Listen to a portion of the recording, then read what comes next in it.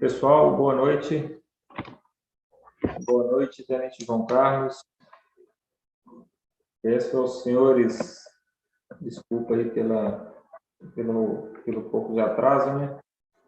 Nós tivemos um probleminha aqui no início da aula, mas agora parece que já está tudo ok. Só peço que me dê um retorno do áudio. Estão todos me ouvindo? Por gentileza, confirma se o áudio está ok.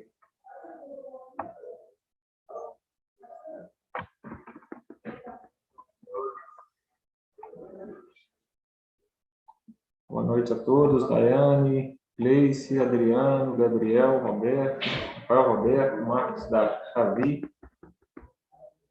Nós vamos dar continuidade. Pessoal, confirma por favor o áudio.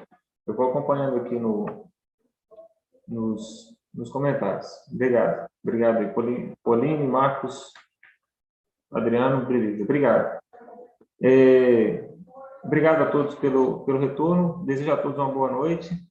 Nós somos 25 assistindo. Eu vou, considerando que eu atrasei uns 4 minutos para conseguir fazer funcionar, a gente vai dar mais 2 minutos para o pessoal acabar de chegar. Para quem já está aí, eu espero que estejam focados, né? Quem já está me ouvindo aí, que estejam focados e comprometidos aí com o estudo. A gente sabe que é uma missão muito árdua estudar para o concurso. O concurso não é fácil, mas os que perseveram, né? Quem se mantém ali firme na luta, esse aí leva a diferença. A gente torce aí por todos vocês. A gente sabe que todos têm um potencial muito grande. E só o fato de estarem aqui já é um bom sinal de que serão excelentes profissionais e que honrarão aí a farda que tanto almejam. Bacana? 38 assistindo, 40. Só para a gente se situar, na última aula eu tive que terminar a aula um pouco corrido, né? E nós paramos aí no inciso 3º do artigo 9º. Hoje nós vamos, para a gente não perder o raciocínio, a gente vai recomeçar no inciso 1, artigo 9º. Vamos passar todo o artigo 9º bem rapidamente e falar o restante que a gente não falou ainda. Nós temos ainda para falar da parte geral, hoje, do concurso de pessoas, uma parte bem pequena, falar das penas principais e penas acessórias, e se a gente conseguir, a gente ainda vai falar da ação penal e extinção da punibilidade. Bacana? A gente está no meio das nossas aulas, né? Teremos ainda mais 3 aulas, 3 encontros.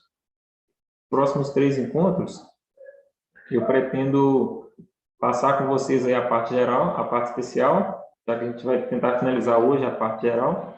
A gente tentar passar toda a parte especial, que não é muito extensa, mas carece ali um pouquinho de atenção nossa. E ao final ali fazer uma revisão, um panorama geral da disciplina. Bacana? Vamos começar. Somos 46 assistindo. Eu acredito que alguns ainda estão por chegar. Eu vou compartilhar com vocês o material aqui. Só antes disso, eu gostaria de falar dessa foto aí ao fundo. Vou sair aqui para vocês verem melhor. Essa foto, ela foi feita lá no pátio da Escola de Formação de Soldados, lá em Belo Horizonte, na Academia de Belo Horizonte. Fica lá no bairro Prado. Do último curso de soldados, eles formaram lá no ano passado, né? E a gente teve a oportunidade de participar ali da formação deles. Aquela turma que está em pé lá ao fundo, próximo da viatura, são cadetes da minha turma de aspirantes, né? E ali na academia, só para a gente situar, lá quem faz aquilo tudo girar são os próprios discentes, os próprios alunos. Tem vários cursos, é muita gente. Ali chega a ter 2.500 alunos em curso lá durante o ano, na época em que estão em todos os cursos, né? Curso de soldado, curso de sargento, curso de oficiais.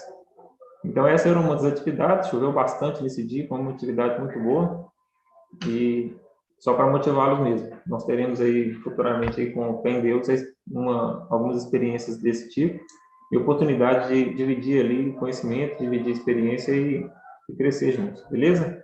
49 assistindo agora, eu vou dar início aqui, eu vou compartilhar o material para que a gente não perca muito tempo, beleza?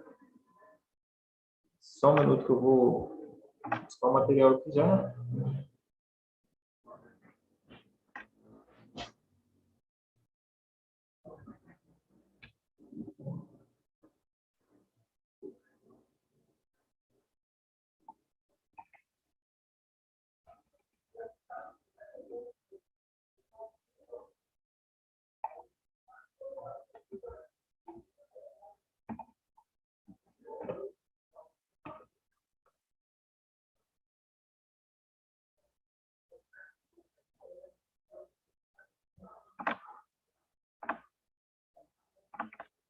Vamos lá, pessoal. Agora já com o material compartilhado, eu vou diminuir aqui, eu vou tentar movimentar aqui a minha telinha, para que vocês possam me ver e a gente não prejudique a exibição do material.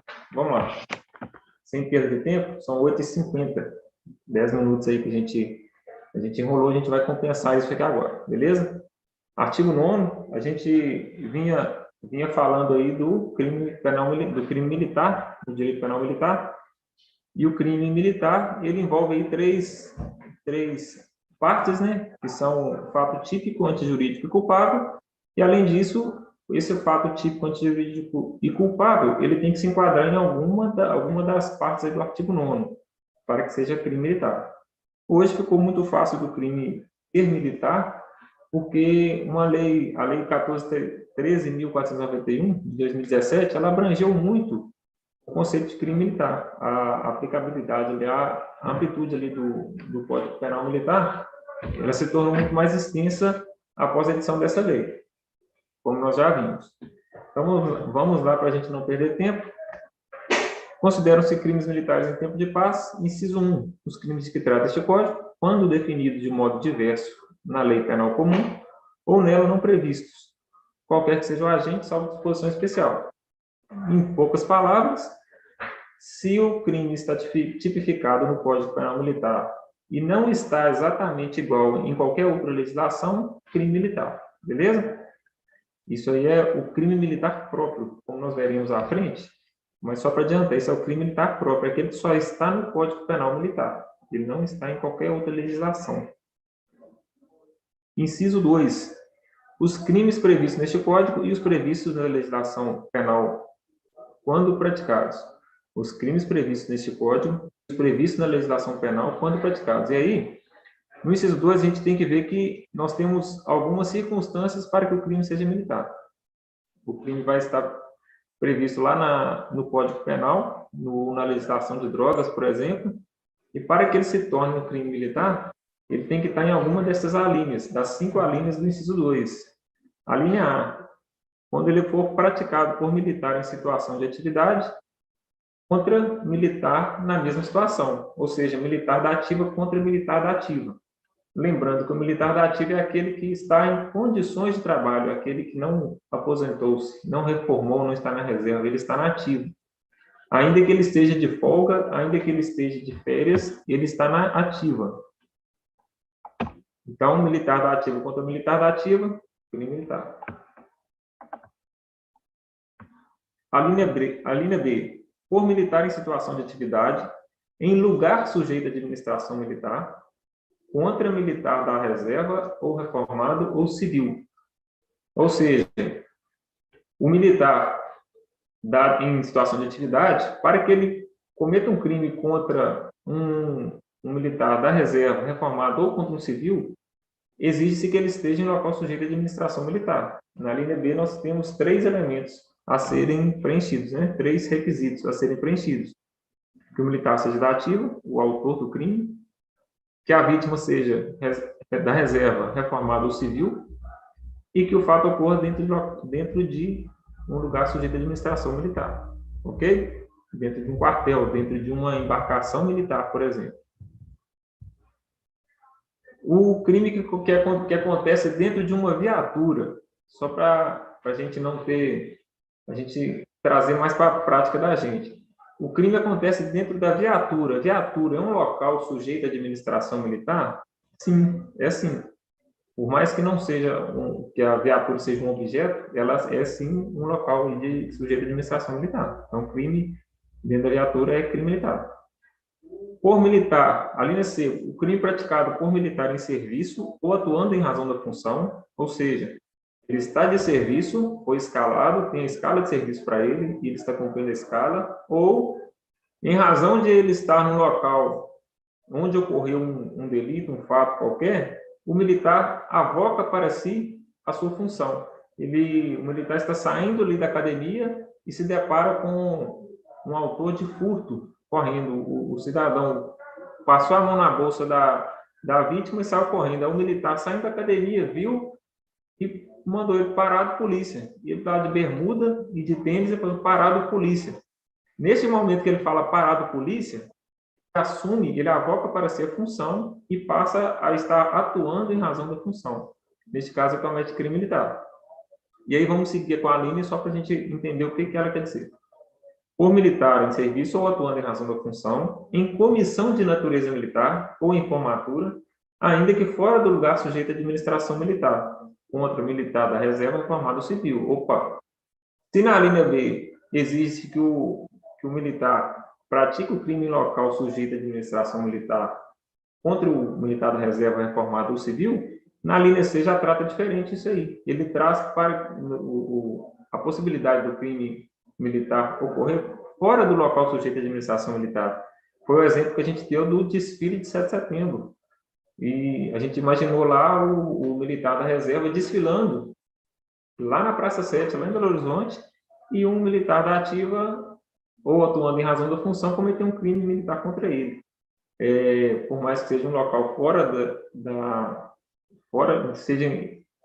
ainda que seja em local fora de lugar sujeito à administração militar, ele está atuando em razão da função, mas contra o militar em formatura, em comissão de natureza militar. Em formatura, aquele militar que tem forma.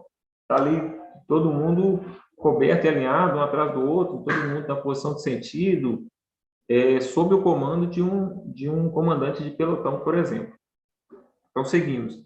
A linha D, por militar durante o período de manobras ou exercício, contra o militar da reserva reformado ou civil. Percebam que o crime contra o militar da reserva reformado ou civil, em todas as situações, é militar de serviço. Observaram isso?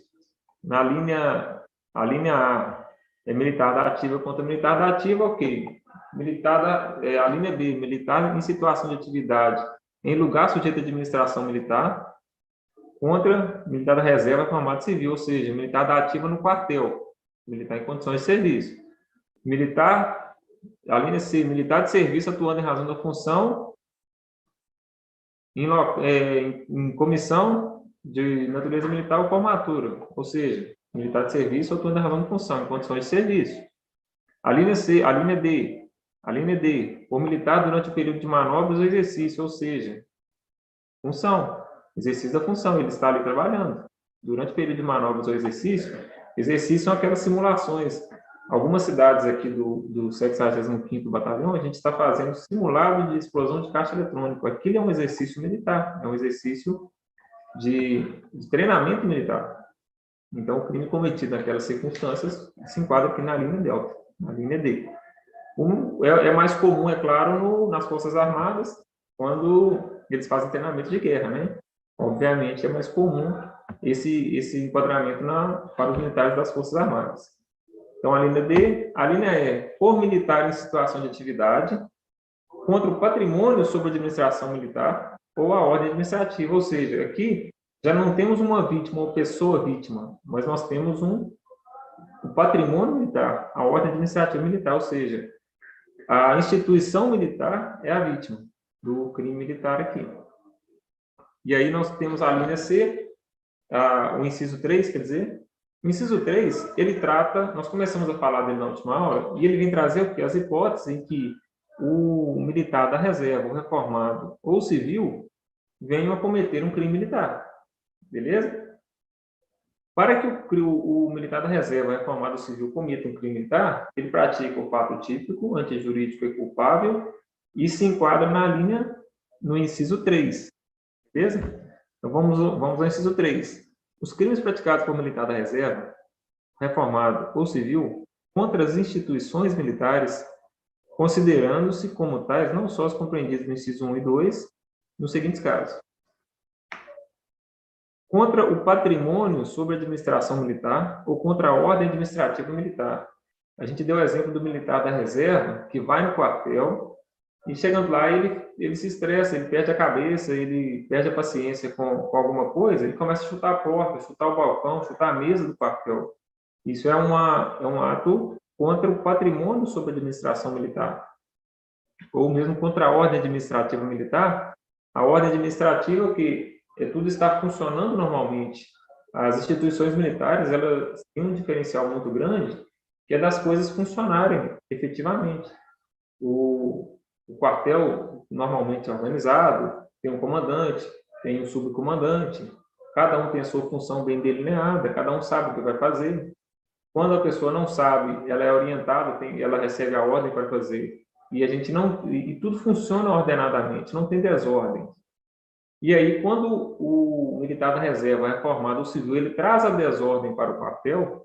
Neste caso, é claramente o crime militar, se a conduta típica dele estiver aqui abacada pela linha A do inciso 3.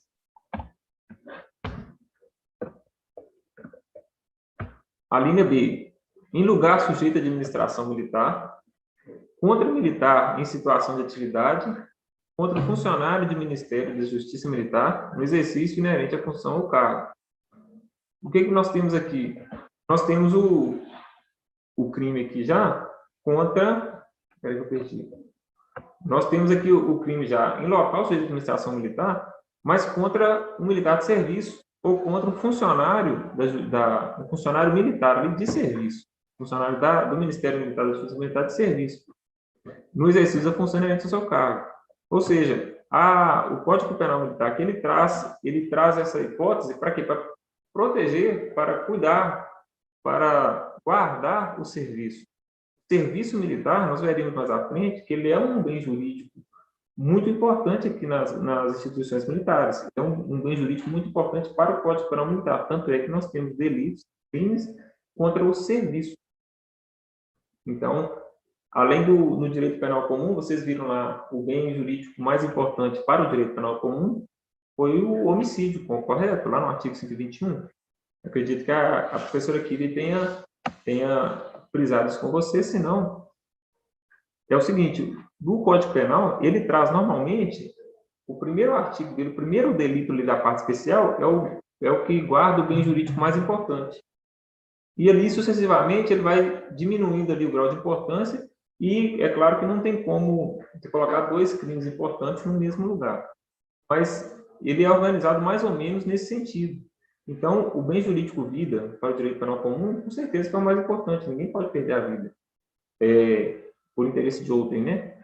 Então, no Código Penal Militar, a gente vai ver que tem coisas que são, grosso modo, o direito penal militar ele protegeu algumas coisas, primeiro, além de proteger a vida. É claro que o objetivo final é proteger a vida, mas o legislador ele colocou alguns outros bens jurídicos como primordiais para que se guarde a vida lá na frente. Então, nós veremos que o homicídio, por exemplo, ele demora um pouquinho para aparecer no Código Penal Militar. Nós temos lá o crime contra a autoridade, contra a disciplina. A autoridade e a disciplina no direito penal militar são bens jurídicos muito importantes. Até porque, através da autoridade e da disciplina, o direito penal militar consegue proteger a vida. Bacana? Vamos lá, vou responder uma pergunta aqui do Guilherme, eu acho que é a primeira, né? Vou responder aqui rapidamente. Qual é a diferença entre o crime militar ou a transgressão disciplinar? Vamos lá. Muitas vezes, a gente vai encontrar uma descrição idêntica no direito penal militar, no Código Penal Militar e no Código de Ética da Polícia Militar ou das outras instituições militares. A diferença é o quê? O crime militar, ele protege ali bens jurídicos, como que eu posso dizer, maiores, mas é uma abrangência maior, tanto é que é tratado como crime. E aí, você vai no Código de Ética, você vai ver uma transgressão disciplinar, ele é ali uma conduta também idêntica ao Código Penal Militar, idêntica ao crime, mas que o seu resultado não é tão gravoso. Por exemplo, vou dar um exemplo de dormir em serviço. Dormir em serviço está descrito tanto como transgressão disciplinar quanto como crime militar. E aí, quando que o dormir em serviço vai ser crime militar e quando que ele vai ser transgressão disciplinar? Ele será transgressão disciplinar quando o impacto daquele dormir em serviço não prejudicar o serviço e não colocar em risco ali a segurança do serviço. Por exemplo, se um militar lá da administração, da Polícia Militar, ele dorme, ele estava cansado ali, deu uma cochilada ali no teclado. E aí ele foi pego ali dormindo. Qual que é o delito que ele cometeu? Foi um crime ou foi uma transgressão? Qual que é a análise que é feita? Se aquela conduta dele trouxe para o serviço ali um prejuízo muito grande, a ponto de colocar em risco a instituição, nós teremos um crime militar. Como ele é um militar da administração e como o fato em si não traz ali grandes, como que eu falo, grandes prejuízos, ele não colocou em risco a vida de ninguém dessa forma, a instituição militar continua guarnecida, continua intacta, então ele não cometeu crime militar, ele cometeu uma transgressão. Agora, o mesmo fato cometido ali pelo sentinela já se enquadra num crime militar. Por quê? Porque o sentinela ele tem o dever de guardar o quartel. Ele tem a obrigação ali de zelar para que o quartel esteja seguro. E a partir do momento que ele dorme, ele já não tem mais condições de guardar o quartel. Entenderam? Em síntese, o crime militar ele é para proteger uma situação mais gravosa, uma situação de risco maior, né, vamos dizer assim, e a transgressão, uma situação cujo risco tem um resultado menos gravoso. Eu espero que eu tenha conseguido explicar. O assemelhado para Amanda Freitas. Amanda Freitas pergunta, esse assemelhado seria algum agente militar também? O assemelhado, Amanda, é uma terminologia que era utilizada anteriormente à Constituição de 88 e ela não foi recepcionada. Por isso que eu nem falo dela. Na última aula, a gente cortou o assemelhado da nossa disciplina, do nosso vocabulário, porque ele não existe para a Constituição Federal. Então, nós temos o militar e temos o civil. Nós não temos assemelhado, tá bom? Eu vou guardar as outras perguntas para outra oportunidade, beleza? Para que a gente não perca. Se ao final que a gente conseguir cumprir o planejado, eu volto e respondo mais perguntas, tá ok? Vamos seguindo aqui para a gente não ficar para trás. Estamos aqui na linha C, isso. Contra o militar em formatura, ou crime praticado por militar da reserva, reformado ou civil, contra militar em formatura, ou durante o período de prontidão, vigilância, observação, exploração, exercício, acampamento, acantonamento ou manobras. Aqui que a gente parou na última aula. O que é isso? É o militar da reserva praticando crime contra militar de serviço. Resumindo, é isso. Militar durante o período de prontidão. É o militar que está ali vigiando. Ele está pronto para o serviço, pode ser acionado a qualquer momento. Ele está em situação de serviço. Em vigilância, a mesma coisa, observação, exploração, exercício, que a gente já havia falado antes, exercícios militares, treinamentos, acampamento, a gente vai ter oportunidade de fazer acampamentos, manobras, e tudo isso é militar em serviço, porque a gente não sai, o militar ele só sai para essas atividades mediante ordem de serviço, escala de serviço. Então, o militar da reserva, reformado ou civil, ele comete o crime militar contra o militar em serviço. Ou contra o militar em local sujeito à administração militar, o civil em local sujeito à administração militar, mas no exercício de função inerente ao seu cargo. Lembrando aí que o assemelhado não existe para nós. Beleza? A linha D, agora vem a situação diferente. Fora do local sujeito à administração militar. Ainda que fora do lugar sujeito à administração militar, contra o militar em função de natureza militar, militar em serviço, ou no desempenho de serviço, militar em serviço, de vigilância, serviço de vigilância, garantia, preservação da ordem pública, administrativa ou judiciária, quando legalmente requisitado para aquele fim, ou em obediência à determinação legal superior. Ou seja, o militar de serviço, vítima do militar da reserva, reformado ou de civil, ele é vítima de crime militar. Beleza? E aí, nós temos algumas mudanças que foram trazidas pela lei em 2017, e a gente vai discutir elas daqui para frente. Primeiro, o parágrafo primeiro, ele já era tratado dessa forma. Os crimes de que trata esse artigo, quando dolosos contra a vida e cometidos por militares contra civil, serão de competência do Tribunal do Júri. Ou seja, nós temos, para quem não sabe, a Justiça Militar, ela tem o julgamento na Justiça Militar, tem o julgamento na Justiça Comum, através ali do Conselho de Justiça na Justiça Militar, ou do juiz singular, ou ainda na Justiça Comum pelo juiz singular, que é o juiz de direito da comarca. Além desse juiz de direito da comarca, que é o que a gente está mais acostumado, vou utilizá-lo como exemplo, nós temos alguns júris. Quando que acontece o júri? Quando nós temos ali um crime de homicídio, infanticídio, aborto, crimes contra a vida, crime doloso contra a vida, normalmente ele vai ao Tribunal do Júri. No nosso caso, de crimes em situação ali, o militar, por exemplo, o policial militar em serviço, ele durante o serviço ali, que seja em legítima defesa, que não seja em legítima defesa, mas ele atira em alguém e essa pessoa vem a óbito. Ou seja, o militar em serviço matou alguém, matou um civil em serviço. Por que matou um civil? Porque se ele matar um militar, ele vai enquadrar nas alíneas do inciso 1 e 2 do artigo 9º.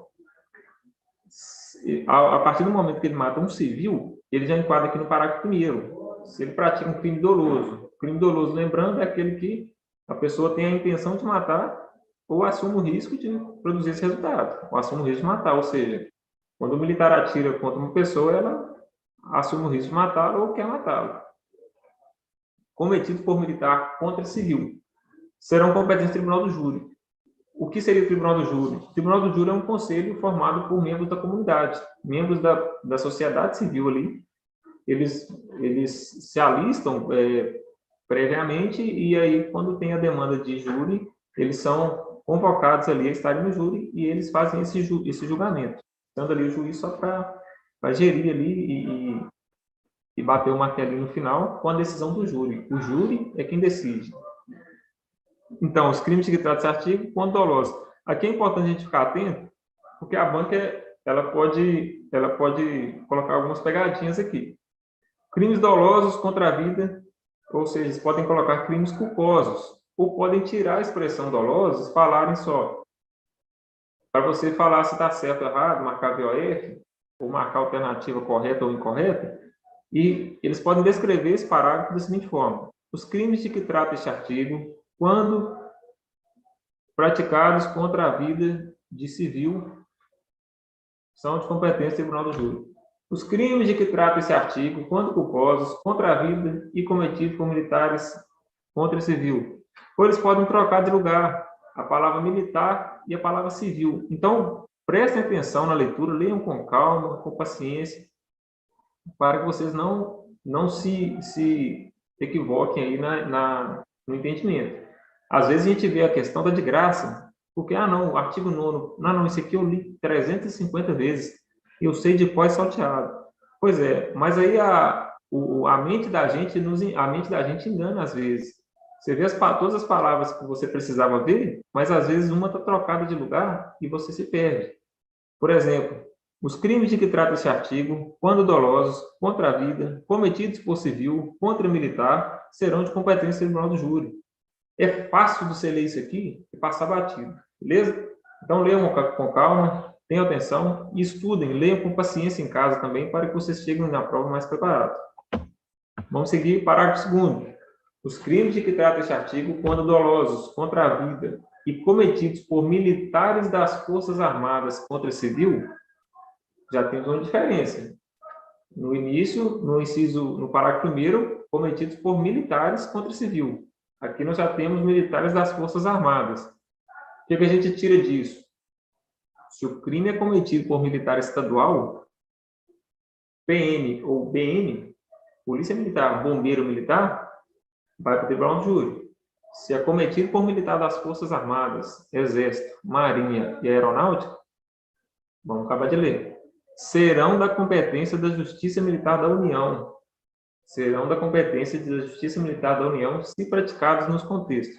Ou seja, se o crime militar doloso contra a vida, se o crime doloso contra a vida, praticado por militar das Forças Armadas, estiver dentro de algum desses contextos que a gente vai analisar agora, competência da Justiça Militar da União. Beleza? Do contrário, se não estiver dentro desse contexto, tribunal do júri, que aí cai no inciso 1, no parágrafo 1º. Vamos lá, inciso 1. No contexto do cumprimento de atribuições que lhes forem estabelecidas pelo Presidente da República, pelo Ministro da Defesa, incluído pela Lei de 2017. Exemplo, utilização das Forças Armadas em obras de construção civil, distribuição de remédios e alimentos. Ocupação do Morro do Alemão. Você lembra que nós tivemos uma intervenção recente, se eu não me engano, no Ceará, tivemos uma no Espírito Santo. A partir do momento que o Presidente da República ou o Ministro da Defesa determina ali o emprego das Forças Armadas em qualquer atividade, ele já passa a estar cumprindo atribuições e se enquadrando no inciso 1 do parágrafo 2º. Beleza? Obras de transposição do Rio São Francisco.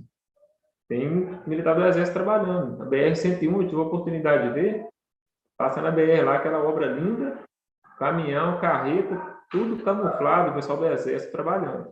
Bacana? Parágrafo 2º. Parágrafo 2º, inciso 2.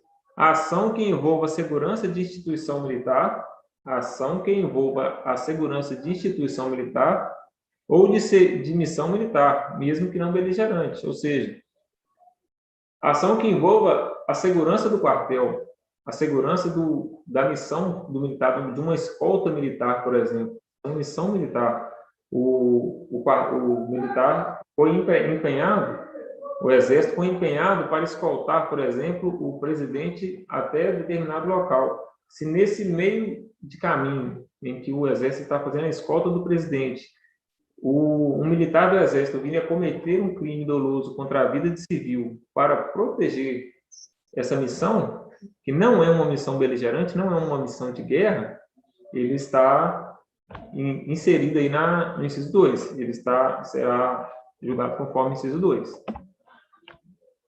Parágrafo, inciso 3º, no contexto de atividade de natureza militar, de operação de paz, de garantia da lei e da ordem, ou de atribuição subsidiária, realizadas em conformidade com o disposto no artigo 142 da Constituição, na forma dos seguintes diplomas. Aqui eu vou trazer a gente trouxe alguns os diplomas que são específicos e que são rol taxativo aí do Código Penal Militar. E eu vou dar o exemplo de 2 só para a gente conhecer mesmo, não é uma coisa que tende a ser cobrada de vocês, não, mas é bom saber. A Lei 7565, que trata aí do Código Brasileiro da Aeronáutica, e lá prevê o tiro de abate, por exemplo, uma aeronave estranha pode estar voando, não se identificou, e pode ser um risco ali para a operação de paz, para garantir a lei da ordem, qualquer coisa assim. E aí, esse tiro de abate por si só, ele já se enquadra aí nas circunstâncias previstas no Código Penal. Lei complementar de segurança das fronteiras, aí nós temos fronteiras com o Paraguai, Argentina e outros países da América Latina, e a atuação nessas fronteiras se enquadra também perfeitamente nessa situação. Além disso, o Decreto-Lei 1002, que é o Código de Processo Penal Militar, e o Código Eleitoral. O Código Eleitoral, por exemplo, se o Exército é empregado para fazer a segurança das eleições, isso aí já traz para para a atividade ali, para a atuação, o perfeito enquadramento aí no inciso 2 desse parágrafo 2º, inciso 3 do parágrafo 2º, beleza? Eu estou vendo que está tendo muito comentário, eu acredito que... Ah, não, são os mesmos que eu estava devendo resposta. Vamos passar rapidão aqui. Tiago Ribeiro. No caso de um PM apaisando abordar um indivíduo em situação de roubo, é crime militar? O fato do militar, o Tiago Ribeiro, o fato do militar apaisando abordar um indivíduo em uma situação de roubo não é crime militar. Agora, se o militar, ao abordar o indivíduo, ele comete um excesso, ele vai lá e lesiona esse indivíduo, aí sim, ele se coloca, por ele ter se colocado na situação de exercício da função, aí ele pode vir a cometer o crime militar, beleza? A abordagem por si só, não. Pauline. Ah, não, a Pauline está explicando para a Amanda sobre o assemelhado, então fechou aí os comentários. Se tiverem mais, a gente volta com o tempo depois, beleza? Vamos seguir para a gente ganhar tempo. Aí eu trouxe aqui algumas observações que é importante a gente pontuar. Não é coisa que a gente deve aprofundar muito, até por questões do tipo de concurso, né? O concurso CFSD, como ele não é um concurso que exige a formação em direito, você não precisa aprofundar em muita coisa. Mas é bom conhecer até para não ser surpreendido ali com uma questão ou outra que seja mais capciosa, uma questão mais alternativa. Beleza? Observação 1. Rol exemplificativo de possíveis crimes militares previstos na legislação penal comum. Crime de abuso de autoridade. Nós estamos sujeitos a esse crime o tempo inteiro. Todas as nossas atuações como policial militar, a gente tem que pautar ali para não deixar de trabalhar e também não trabalhar para mais, para além do que é a nossa competência. O Estatuto da Criança e Adolescente, lei de licitações, tortura. Eu volto a tortura bem parecida ali com abuso de autoridade, a gente está sempre próximo ali, então a gente tem que conhecer, vocês terão esse conhecimento aí mais aprofundado, e a gente precisa conhecer e se pautar o tempo todo por essas leis. Código de Trânsito, crimes ambientais, Estatuto de Armamento. Todas essas legislações trazem delitos que, enquadrados nas alíneas do inciso 2 do artigo 9º, se tornam crime militar. Isso significa dizer que, ao indiciar um militar em crime previsto numa dessas leis, terá que combinar a conduta típica ao inciso 2 do artigo 9º e uma das suas alíneas. É o que eu acabei de falar. Observação 2. A competência da Justiça Militar para o julgamento de crimes previstos na legislação penal, quando praticado nas condições do inciso 2 do artigo 9º, mas desde que não haja previsão constitucional legal outorgando a referida competência à outra justiça. O que é isso? Difícil de entender, né? O que acontece? Alguns códigos, eles trazem alguns delitos. Alguns outros códigos, por exemplo, o Código Eleitoral, a lei contra o sistema financeiro, crimes de competência da Justiça Federal, eles trazem ali tanto o crime, a descrição do crime, quanto a competência. Quando ela traz a competência, ela se torna uma legislação específica, bem específica, igual ao Código Penal Militar. Tão específica quanto o Código Penal Militar. E aí nós temos que fazer uma análise constitucional disso. Ou seja, se as duas normas trazem condições de processo, se as duas normas tratam o crime e elas estão em pé de igualdade, nós temos que buscar uma norma de hierarquia superior para ver qual que vai ser aplicada, beleza? Nesse caso, é muito simples porque a Constituição Federal ela já tratou disso previamente, então a gente não tem que preocupar. Olha lá, por exemplo, os crimes eleitorais previstos no artigo 121 da Constituição, e por aí vai. Nesses casos, temos que, se a própria lei que trata sobre o crime especifica a competência da Justiça para o julgamento, ela funcionará, portanto, como norma extravagante em detrimento do inciso 2. Ou seja, ela faz ali uma exceção ao inciso 2 do artigo 9º. Alteração legislativa de 2017. Não abrangeu as contravenções penais. A Lei 13.491, 14.391 de 2017, que alterou ali o artigo 9º, ela só tratou de crime, só falou crime militar, só falou de crime de legislação penal comum. Então, não existe contravenção penal militar. Não existe isso. Contravenção é no direito comum, direito penal comum, e não entra no direito penal militar. Alteração legislativa não abrangeu as contravenções penais, uma vez que no artigo 9º, inciso 2 do Código Penal Militar, considera militar somente os crimes previstos no Código Penal Militar, isso previsto na legislação penal comum. Quando praticados em uma das espécies do inciso 2, nota-se que não houve menção às contravenções penais, mas somente aos crimes. Portanto, não é possível falar em contravenção penal. Bacana? Seguimos, aqui eu trouxe um resumido de quê? Do que a chance é grande de cair. Vai cair e vocês estão preparados para acertar. Vamos que vamos. Bem simples e bem objetivo, é para guardar mesmo.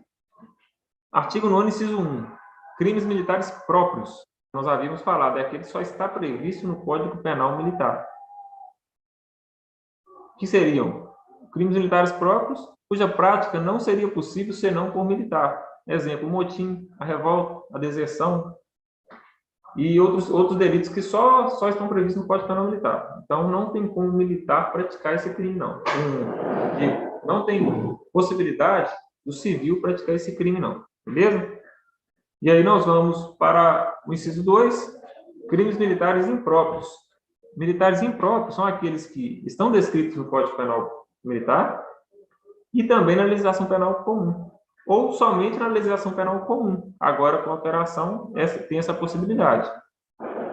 E ele ocorre quando? A linha A, militar da ativa contra militar da ativa, em qualquer lugar. A linha B, militar da ativa contra militar da reserva, reformado ou civil, em local militar. Militar em serviço contra o militar da reserva, reformado ou civil, em qualquer lugar. E aí, lembre-se, em serviço pode ser aquele que assumiu o serviço, saindo da academia, ele assumiu o serviço porque avocou para si ali no momento a função. A linha D, militar em serviço, nem precisava existir, né? Ou então precisava existir só ela. E a linha E, militar da ativa contra bem ou ordem administrativa. Isso aí já fere o prestígio moral da instituição militar. Então, resolvido.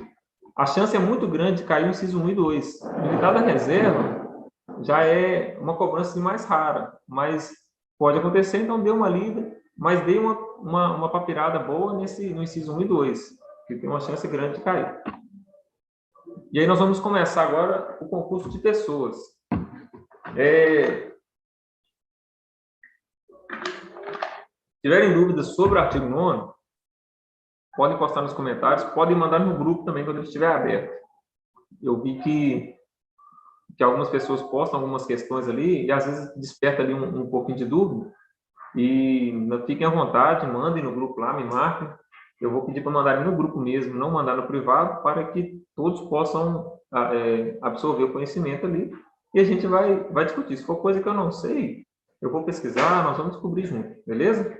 Nós estamos juntos aqui, ninguém vai ficar para trás, não. Bacana? Aliás, essa é uma expressão muito comum. Ninguém vai ficar para trás, beleza? Na instituição militar isso é muito forte. Então vamos seguir que nós temos pouco tempo. Concurso de pessoas. Artigo 53. O que seria concurso de pessoas? Já teve até pergunta nesse sentido aí hoje, salvo engano. Quando várias pessoas concorrem para o crime. Uma pessoa só poderia cometer o crime de homicídio? Sim. E o crime de motim? Só uma pessoa pode cometer motim? Não. Por quê? É um crime que ele exige, a própria característica dele exige que tenha mais de um autor. Este crime é o crime de concurso necessário. Temos o crime de concurso eventual e o crime de concurso necessário. O homicídio é um crime de concurso eventual, ou seja, podem se juntar 3, 4 pessoas para cometer um homicídio? Sim. Mas pode cometer sozinho? Pode.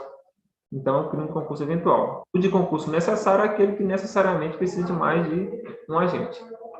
A partir do artigo 53, nós vamos passar rapidamente a questão da teoria, porque eu acredito também que não seja o foco aqui do nosso estudo, mas só para a gente conhecer. A teoria principal do Código Penal Militar é a teoria monista temperada ou mitizada.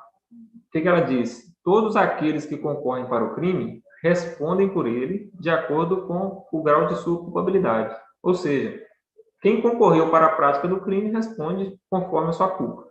Beleza? A teoria dualista, e aí nós temos, concorre para o crime, um crime para todos os agentes. Nós temos um crime lá, o crime de roubo. Uma pessoa empurrou a vítima e jogou ela no chão. O outro foi lá e pegou o celular dela. E o outro estava dirigindo o carro para eles fugirem. Nós temos 3 pessoas e 3 condutas distintas. Uma agressão, que é empurrar a pessoa até no chão. A outra, que subtraiu ali o bem dela. E a outra que só dirigiu o carro. Os 3 cometem roubo e respondem por roubo. A teoria monista, ela trata que todos que concorreram para aquele delito respondem por um só crime. A teoria dualista, ela já é uma exceção. Ela já diz que cada um vai responder pelo seu crime. Ou seja, ela distingue o crime praticado pelo autor do crime praticado pelo partícipe. Por exemplo, nesse exemplo, a pessoa que empurrou a vítima, que agrediu ela, ele responde pela agressão. Quem subtraiu responde pela subtração do bem. E o que dirigiu só responde pela fuga. Cada um responde pelo seu crime. Grosso modo é isso. E aí nós vamos a um exemplo aqui que fica mais fácil. Exemplo, crime de incitamento, em que a conduta típica é incitar a desobediência, a indisciplina ou a prática de crime militar. Assim, quem incita, quem provoca o motim, responde pelo crime do artigo 155, que é o incitamento. Enquanto que quem amotina-se, quem faz a desordem, quem causa ali a desordem e o motim, responde pelo crime do artigo 149, que é o motim. Beleza? Ele separa ali os delitos conforme a conduta de cada autor. E a teoria pluralista, ainda que todos pratiquem as mesmas condutas, cada um vai cometer um crime. Por exemplo, segundo essa teoria, haverá tantas infrações penais quanto forem os concorrentes. O crime de rixa. Rixa é aquela briga no final da escola. Você lembra aquela briga lá que todo mundo juntava para brigar e brigava 6, 7 meninos ao mesmo tempo? Aquilo é uma rixa. Só que ali são crianças, né? E aí você pensa que no final do carnaval, no final da festa do carnaval, está acontecendo uma rixa. Na saída, na liberação do quartel, na hora que essa turma aqui da foto está sendo liberada, eles começam a se baterem, a se agredirem, porque estão querendo ir para o vestiário mais rápido, cada um quer tomar o seu lugar e ir embora mais cedo. Isso é a rixa, todos se agridem mutuamente. É uma exceção à regra monista. Por quê? Porque nesse caso, cada um vai cometer um crime. Beleza? Então, 2 exceções. A regra é a teoria monista, todos cometem o mesmo crime. Então, vamos adotar isso para nosso concurso. Quem concorre para o crime, responde para esse crime e não para o outro. Beleza? Requisitos da teoria monista. É o requisito de concurso de pessoas. O que é preciso para que haja concurso de pessoas? 4 elementos. Primeiro, bem simples, que é bem rápido, bem simples. Primeiro, pluralidade de agentes e de condutas, ou seja, para que haja concurso tem que ter mais de um autor e mais de uma ação. Todos eles têm que praticar, cada um a sua ação, né? 2, relevância causal de cada conduta. Exige-se um nexo causal eficaz de cada conduta para a produção do resultado. Não adianta um dos concorrentes ali fazer a sua parte, mas não ter contribuído em nada para a prática do crime. Então, não vai ter relevância causal, não vai ter relevância da sua conduta. A atuação dele tem que ser eficiente. E aí eu te pergunto, os militares estão querendo subtrair uma viatura do quartel. Aí o que eles fazem? Fica um militar lá na sentinela, conversando com o sentinela, o outro entra no quartel. E o outro fica na esquina, só observando se vai vir alguém. Tem relevância o militar que ficou na esquina, só observando? Ele contribuiu para que o resultado curto de viatura ocorresse? Ele contribuiu. Por quê? Porque ele garantiu segurança. Ainda que ele não tenha feito nada, não tenha se manifestado em nada, ele estava ali garantindo a segurança dos outros criminosos. Beleza? Então, relevância causal da conduta. Liame subjetivo ou psicológico entre os agentes. Isso aqui é o que pega muita gente. Nós tivemos uma questão hoje, discutida hoje, salvo engano, eu postei uma resposta hoje sobre um crime em que o Marcelo e o Marcos queriam matar o Lucas, salvo engano, não é? E aí, os dois sabiam que ele ia visitar a cidade, cada um ficou no seu canto ali para matar o Lucas, e um atirou, matou, e o outro atirou nele e já estava morto. Tem liame subjetivo na conduta dos dois agentes? Não tem. Por quê? Porque eles não combinaram nada, um nem sabia que o outro estava lá. Então, não tem ligação entre os agentes. Eles têm que, um tem que saber do outro, e os dois têm que buscarem ali o mesmo objetivo. O que é o liame subjetivo? É a consciência e a vontade que devem ser comuns, ou seja, unidade de desígnios, unidade de objetivo para todos os autores a contribuir para o resultado. Não há necessidade de prévia combinação, ou seja, eles não precisam mandar um zap para o outro para combinar, não. Mas não tem que aderir à conduta do outro. Por exemplo, suponhamos que Marcelo e Marcos queiram matar Lucas. Ele espera o Lucas sair do quartel, o soldado Lucas está saindo do quartel, o soldado Marcelo, o soldado Marcos se posicionam e um nem sabia do outro. Os dois são desafetos de Lucas. Lucas é um rapaz mal querido pra caramba. E aí, o soldado Lucas, na hora que ele vem lá na frente, o Marcelo mexe atrás da moita que ele está com a arma e o Marcos vê. E na hora que ele vê, ele só acena assim, só olha um para a cara do outro, um já está sabendo do outro. A partir desse momento já existe o liame subjetivo, beleza? É a simples aquiescência, é a simples consciência das vontades. E, por fim, identidade de infração penal. Os dois, os concorrentes, todos os concorrentes, precisam querer a mesma coisa. Não adianta o Marcelo ir para a beira da estrada e esperar o Lucas para quebrar a perna dele, se o Marcos está indo para lá para matar ele. Então, não há liame subjetivo, beleza? Não há identidade de infração penal, melhor dizendo. Então, 4 elementos.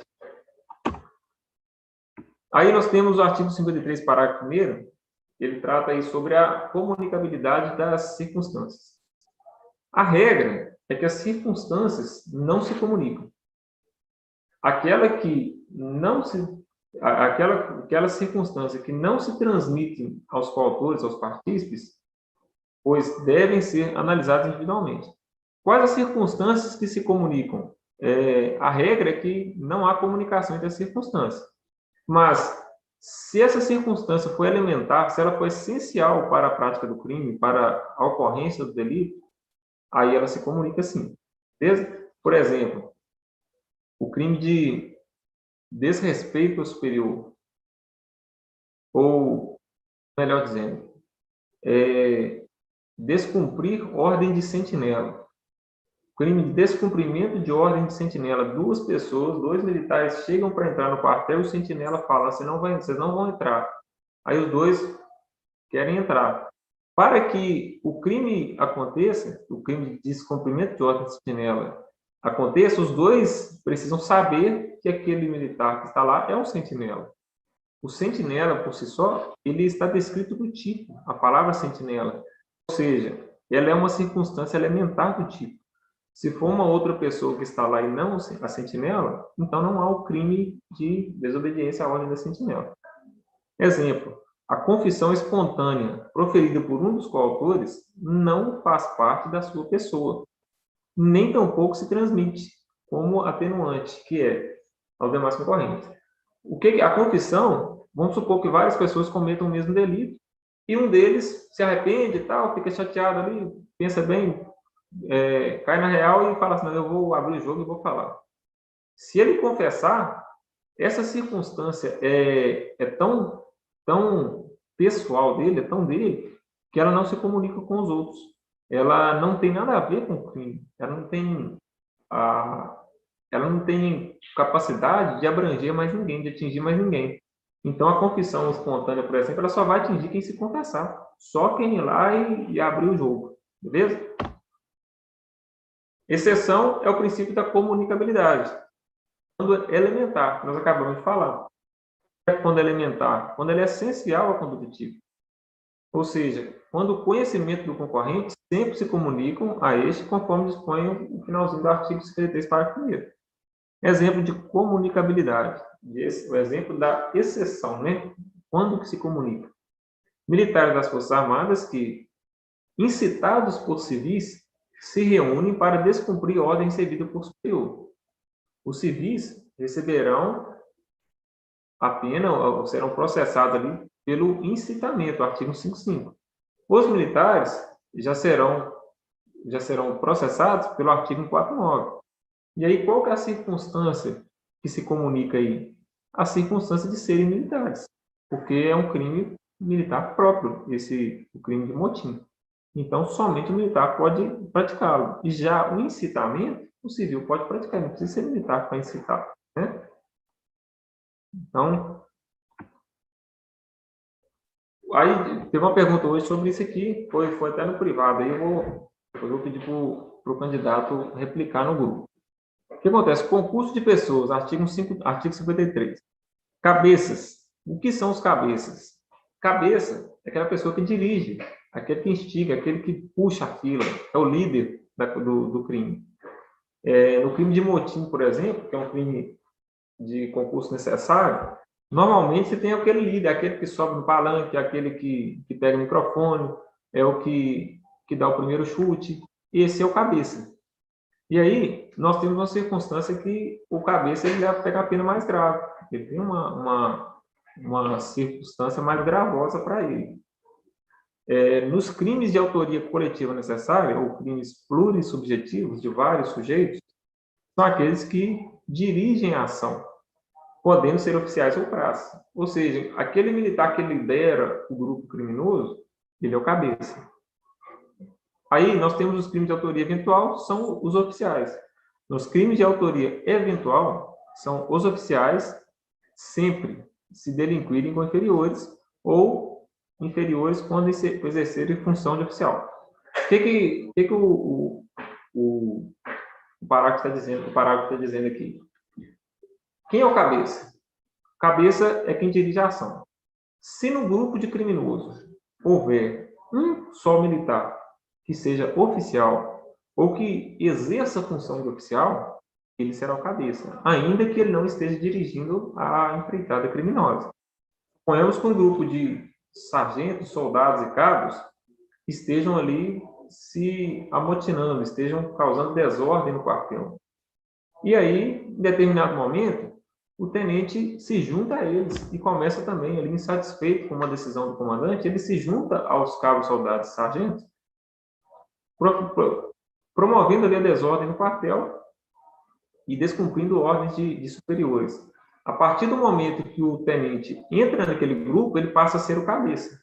Ainda que, anteriormente, o sargento, um cabo ou um soldado tenha sido o líder ali daquela turma. Vamos supor que o soldado criou o grupo e motivou a galera, o soldado tem uma influência muito boa, e ele motivou a turma ali a se rebelarem ali contra uma determinada ordem do comandante, e ali ele é o líder. Tudo que o soldado fala, a turma escuta, a turma atende. A partir do momento que o tenente entra no grupo, ainda que ele fique caladinho na dele, só passa a bagunça que ele precisa, ele passa a ser o cabeça porque ele é oficial, beleza? Aí eu vou pedir para vocês desconsiderarem a palavra inferior novamente. Isso aí é uma redação muito antiga, né, de 69, essa redação, então traz algumas coisas assim mesmo. E aí, nós temos 20 minutos para iniciar a parte das penas.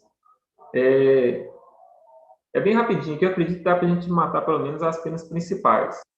Eu vou pedir para vocês se atentarem, porque a parte das penas, inclusive eu vou até mudar de tática aqui, e a gente vai passar ali direto no código. Porque é uma questão de detalhes, e nós temos aí 7 penas principais e 8 penas acessórias. O que a banca cobra dessas penas? O que é comum ser cobrado? Qual pena que é principal, qual pena que é acessória? E o que estão fazendo? Faz uma tabelinha no caderno. Coluna da direita, pena principal. Coluna da esquerda, pena acessória. Faça um comparativo entre elas ali, que é muito, vocês vão ver que é muito fácil de vocês decorarem elas. Pelo menos assim, diferenciar qual que é qual. Se colocarem lá na afirmativa, as penas principais são A, B, C, D. Vocês vão saber se é ou se não é. As penas acessórias são A, B, C, D. Aí você vai, não, essas aqui são principais. Então, o que vocês precisam fazer? Diferenciar pena principal de pena acessória. E compreender mais ou menos o que é cada uma das principais e o que é cada uma das acessórias. Beleza? Hoje, nós vamos, de imediato, já separar qual que é qual. Beleza? Eu fiz um slide só de penas. É esse aqui. É para a gente saber qual que é qual. Beleza? Então, vamos lá. Penas principais estão descritas no artigo 55 do Código Penal Militar.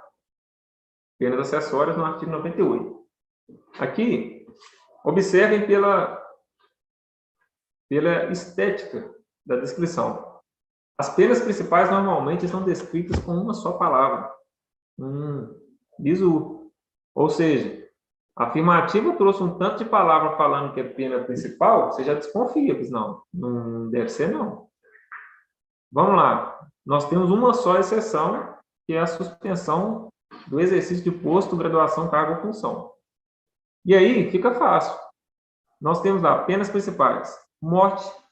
1. Morte. 2. Reclusão. 3. Detenção. 4. Prisão. 5. Impedimento. 6. Aí uma frase. 7. Reforma. Então, nós temos nas penas principais somente uma frase, que é a suspensão do exercício de posto, graduação, cargo ou função. Por que é fácil a gente guardar? Nós veremos nas penas acessórias que nós temos 3 mais 2 suspensões. Uma suspensão nas penas principais e 2 nas penas acessórias. Mas somente a suspensão da pena principal, a suspensão do exercício de posto, graduação, cargo ou função, trata de elementos militares, tipicamente militares, que é o posto de graduação. Inclusive, eu negritei para a gente destacar esse ponto. Então, tá fácil. Tá fácil saber quais são as penas principais. E as acessórias? O resto. Fechou? Se não trouxer nenhuma aberração lá, por exemplo, pena acessória, capinar o lote 3 vezes no dia, isso aí não existe. Se não trouxer coisas muito, muito grosseiras, é porque é pena acessória, beleza? Então, vamos lá, pena principal, morte e... Mas, professor, lá no direito penal, lá no direito constitucional, o senhor Tenente Douglas falou que não existe pena de morte no Brasil, não. E agora? O que o senhor está falando que existe? Realmente não existe. Como regra, não existe. Porém, o direito penal militar, como eu disse para vocês, ele é um direito bem típico. Ele guarda bens jurídicos muito específicos. E aí, ele trata, inclusive, da pena de morte. E a gente vai estudar ela com calma, mas só para vocês saberem, está vigente, beleza? Então, nas situações previstas, existe sim. Reclusão, vocês já viram no direito penal comum. Detenção, vocês já viram no direito penal comum. Prisão simples, salvo engano, está nas contravenções penais. Prisão também está no direito penal comum. E aí, a pena de impedimento. O que seria a pena de impedimento? Impedimento é quase que uma prisão. Ela restringe o militar ali a determinadas coisas, mas ele fica semi-livre, semi-preso, semi-livre. Nós vamos ver com calma no direto na lei. Suspensão do exercício de posto, graduação, cargo ou função. Posto, quem tem posto, o oficial. Quem tem graduação, a praça. Cargo ou função. Reforma. Reforma é a transferência do militar de situação de atividade para inatividade. Só que aqui ela é compulsória e ela tem consequências, né? Não é igual ao juiz, que tem a possibilidade de aposentar-se compulsoriamente e se manter, por exemplo, com a integralidade do seu soldo, do seu vencimento, do seu salário. Aqui nós temos perdas, beleza? Artigo 98, penas acessórias. Nós temos a perda do posto ou da patente, indignidade para o oficialato, incompatibilidade para o oficialato. Essas 3 penas, elas só podem ser aplicadas a oficiais. Lembrando, praças e oficiais. Praças e oficiais. Praças, soldado, cabo, sargento, subtenente. Oficiais, tenentes, capitães, majores, tenentes coronéis, coronéis. Então, somente os oficiais podem ser punidos com essas penas.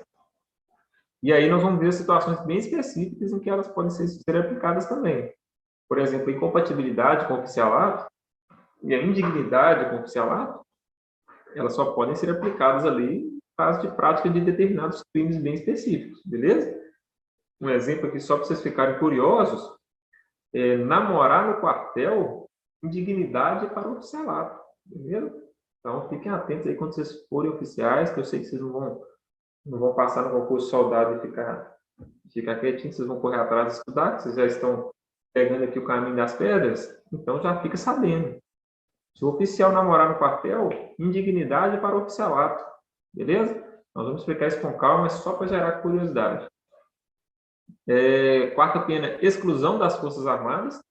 Podem ver que eu coloquei bem abreviadas as coisas, porque as palavras, as frases ficam grandes, eu ocupo o espaço todo, e eu precisava mostrar tudo aqui. Perda da função pública, inabilitação para o exercício da função pública. Uma situação ele perde, na outra ele nem pode adquirir outra. Por exemplo, a pessoa tem uma função pública, ela vai lá e perde. Está no inciso 5. Perdeu a função pública, beleza. Se aplicar o inciso 6, além de perder, ele ainda não pode nem adquirir outra. Ele fica inabilitado para o exercício da função pública. Suspensão do pátrio poder, tutela e curatela. Pátrio poder, poder de criar os filhos, poder do pai da família, do pai de família, né? Tutela e curatela são aquelas pessoas que têm responsabilidade de cuidar de menores e de incapazes. Suspensão de direitos políticos, ele perde ali o direito de votar e ser votado. Há essa possibilidade também, beleza? E aí nós vamos começar posteriormente a parte especial do Código Penal Militar. Eu vou mudar a tela aqui agora para a gente ver o Código Penal Militar. Eu prometo que hoje eu não vou passar do horário, nós vamos ver o Código Penal Militar por mais 6 minutos e a gente vai encerrar a aula às 10 horas, beleza? Eu confesso que na última aula eu acabei tomando o tempo de intervalo de vocês, né? Fiquei devendo vocês aí alguns minutinhos, mas hoje a gente vai finalizar aí no tempo certinho, beleza? Só um minutinho. Eu vou postar aqui a minha tela com a legislação. Peço que confirmem, por gentileza, se estão vendo. As acessórias, as principais. Confirmem, por gentileza, aí se estão conseguindo ler. Penas principais. Estamos aqui no artigo 55, Código Penal Militar.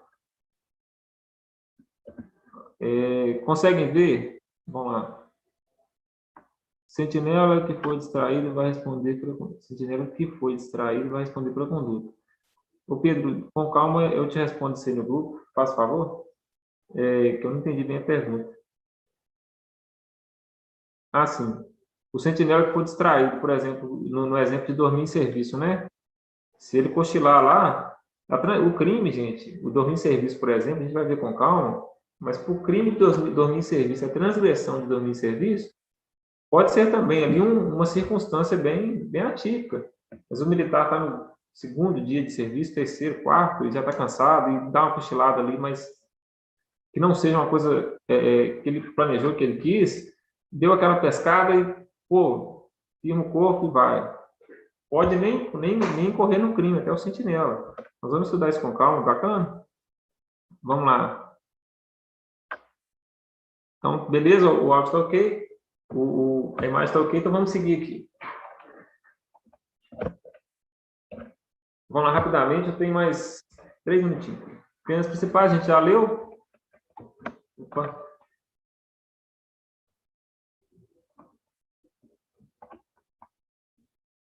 Aí, vamos lá. Espera aí, pessoal, está dando um visível. Agora vai. Artigo 56. Nós já sabemos quais são as penas principais, então vamos agora passar uma por uma, direto na lei, que é o que vocês precisam ler. Pena de morte. A pena de morte será executada por fuzilamento. Rapidamente. Vocês já assistiram isso em filme já. O condenado, o réu, ele se posta lá sozinho. Aí se postam atrás dele, não sei quantos, 5, 7, 8 militares armados de fuzil. Todos eles com fuzil em condições de atirar. Somente um deles tem a munição que é capaz de matá-lo. Só que eles não sabem qual que é. Ou seja, ao som da voz de execução, nunca vi uma pena de fuzilamento sendo executada, mas a gente constrói esse entendimento só para a gente clarear a mente. Na hora que for determinada a ordem de atirar, todos os militares que estão ali posicionados apontam a arma e atiram contra o réu. De forma que um deles apenas matou ele, mas ninguém sabe quem que é. Todas as armas atiraram e dispararam, porém somente uma atingiu o militar, porque só ela tinha munição real. As outras munições eram de festim. Grosso modo, de quem nunca viu um fuzilamento acontecendo, é isso aí, beleza? E aí, o que nós temos? A pena executada, o militar morreu, 8 pessoas atiraram, ninguém sabe quem foi. Ou seja, ninguém vai ficar com a peso na consciência. Bacana? Vida que segue. Vamos lá, que nós não podemos ficar parados aqui não. Artigo 57. Aí nós temos os detalhes aqui importantes. Eu vou movimentando aqui minha janelinha para a gente não perder a tela. A sentença definitiva de condenação à morte é comunicada logo que passa em julgado ao presidente da República e não pode ser executada senão depois de 7 dias após a comunicação. Aí nós temos uma situação bem atípica no parágrafo único. Até aqui, tranquilo. Condenou o militar à pena de morte, comunica o presidente da República, e aí só depois de 7 dias.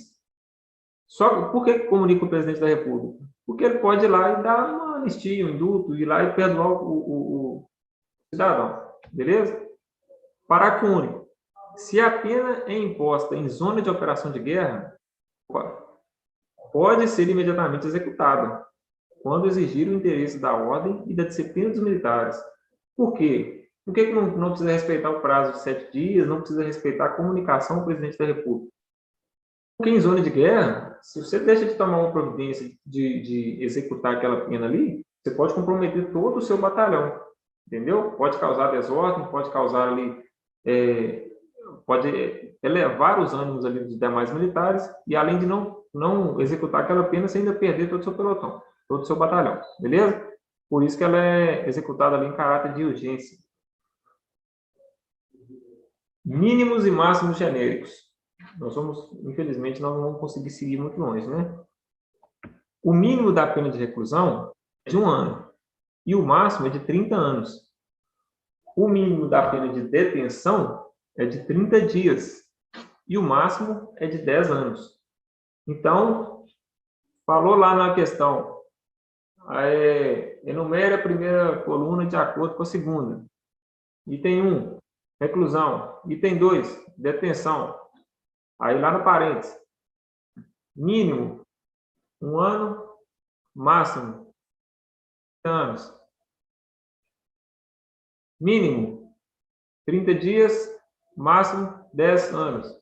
E aí você tem que saber, pelo menos, linkar uma com a outra, beleza? É tranquilo. Basta que você guarde. A reclusão é mais grave que a detenção. E aí você vai conseguindo aí diferenciar as coisas uma da outra, porque, na verdade, o direito, vocês estão vendo que é um monte de teorias, um monte de pensamentos com várias exceções.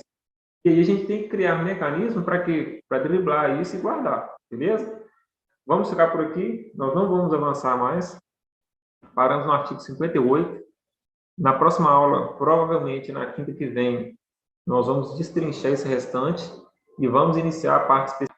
Caso vocês tenham dúvidas, caso eu tenha sido aqui, eu tenha confundido alguma coisa na cabeça de vocês mandem no chat aqui do YouTube, envie também no grupo o projeto. Só lembrando, o projeto nosso não tem nenhum fim lucrativo. Nosso projeto é para ajudar vocês, projeto social Quero Minha Farta, 75º Batalhão. Nós fazemos isso aqui com o maior prazer para vocês, beleza? Inclusive, não sei nem quanto ficou o jogo do Galão da Massa hoje, mas vamos saber agora.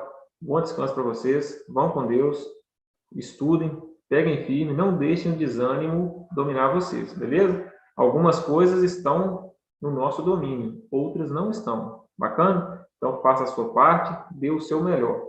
Não seja medíocre. Espero que vocês tenham visto o vídeo que eu enviei ontem no grupo. Não seja medíocre. Dê o melhor de você. Ah, professor, mas eu trabalho o dia inteiro. Eu tenho 2 meninos em casa. Eu tenho que ajudar a limpar, lavar a louça. Eu tenho que fazer isso aqui. Se vira. Dê o seu melhor, beleza? E lembre-se que o seu melhor não é melhor do que o melhor do outro. Cada um tem o seu melhor. Se dedique e se entregue. Bacana? Vamos ficando por aqui. Boa noite a todos. Fiquem com Deus. Até a próxima aula.